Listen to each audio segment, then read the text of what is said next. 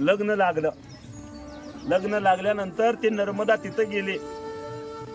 ज्याच्याशी आपलं लग्न होणार त्याच्याशी आपल्या मैत्रिणीचं लग्न लागलं, काय वाटलं असेल विचार करा. पण पुन्हा वाटून गेलेली इष्टी आणि गेलेली वेळ आपल्यासाठी माघारी फिरवते ती का? जीवनामध्ये तुकोबरायांनी सांगितलं, क्षणोक्षणी हाची करावा विचार. क्षणाक्षणाला वेळ करा, हे विचार करा. एक एक क्षण तुमच्या हातातनं निघून चाललाय म्हणजे तुमच्या हातातनं निघून चाललाय म्हणजे आयुष्यातनं निघून चाललाय. तेवढं आयुष्य कमी व्हायला लागलंय तुमचं. आजचा दिवस वाया गेला का आपल्या आयुष्यातला एक दिवस वाया गेला ध्यानात घ्या.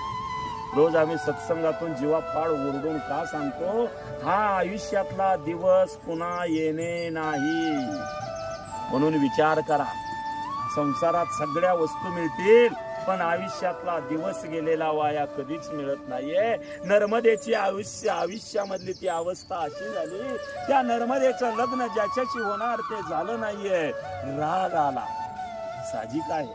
इतका राग आला, काय करावं. आणि त्या रागाच्या भरामध्ये नर्मदेनं सगळ्यांना शाप देऊन टाकला.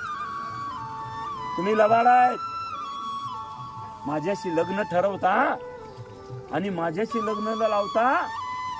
माझ्या मैत्रिणीशी लग्न लावलं, तुमचं लग्न तडीला जाणार नाही, तुमचं संसार होणार नाही, तुमचं लग्न वाया जाईल. शाप दिला. माझं नाही तर तुझं बी नाही.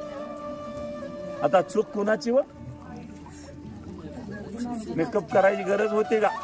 कायम सांगतो, माझी कॉलेजमध्ये शाळामध्ये व्याख्यान असतात त्यावेळी मुद्दाम मी विषय घेतो, कारण ही